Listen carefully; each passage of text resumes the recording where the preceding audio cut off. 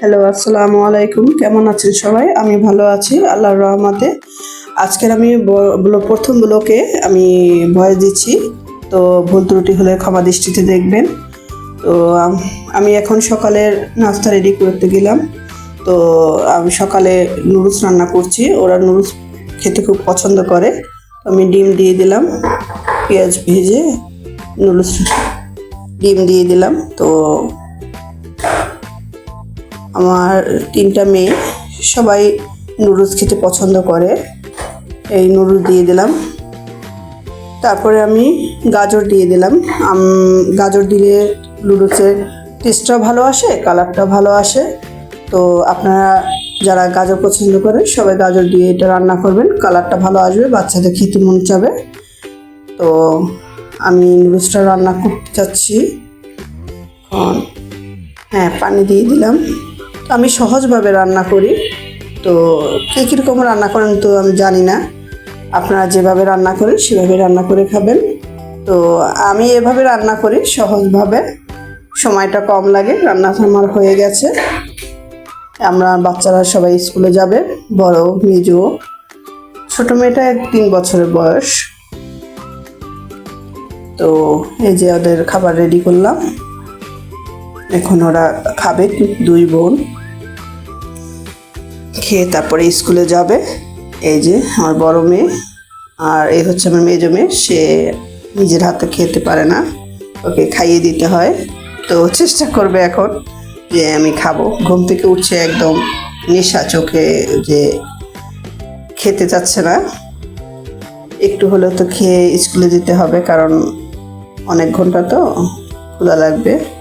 তো এই যে দেখেন, বাম হাত দিয়ে খাওয়ার চেষ্টা করছে, খেতে পারে না, খাওয়ার চেষ্টাও করে না। কোনো সময় যে আমি চেষ্টা করি যে খেতে পারবো কিনা, ওই নেয়, তারপরে 1 চামচ খায়, তারপর আমাকেই খাইয়ে দিতে হয়। ওই বড় মেয়ে নিজে নিজেই খাচ্ছে, ও ছোটোবেলা থেকে নিজে নিজে খায়। এই যে খাওয়া দাওয়া শেষ করবে, তারপর ওরা স্কুলে যাবে। 2জনকে রেডি করিয়ে তারপর বড়জন নিজেই রেডি হয়, আর মেজোজনকে রেডি করিয়ে দিতে হয়।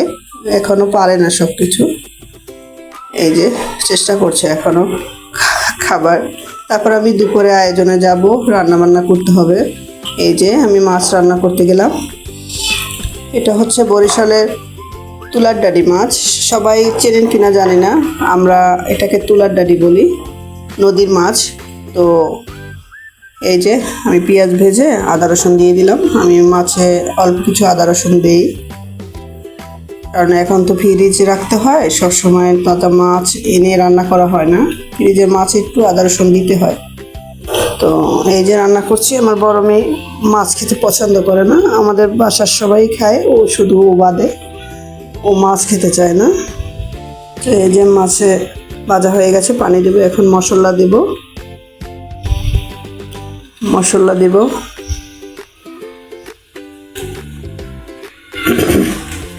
যে যেরকম মশলা ঝাল পছন্দ করেন সেভাবেই দিবেন, আমি আমার মতো করে দিলাম।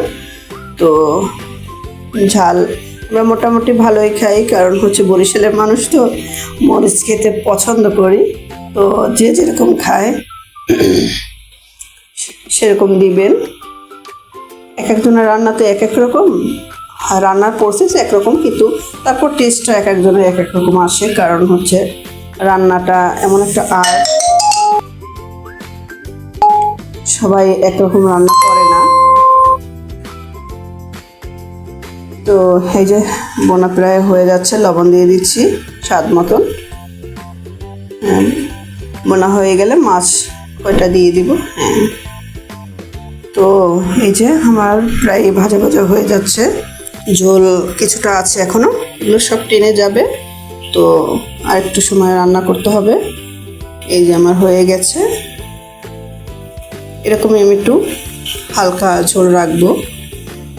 তো এখন আমি শাক রান্না করব, লাউ শাক, আলু, চিংড়ি মাছ। এটা আমার বড় মেয়ে খেতে পছন্দ করে।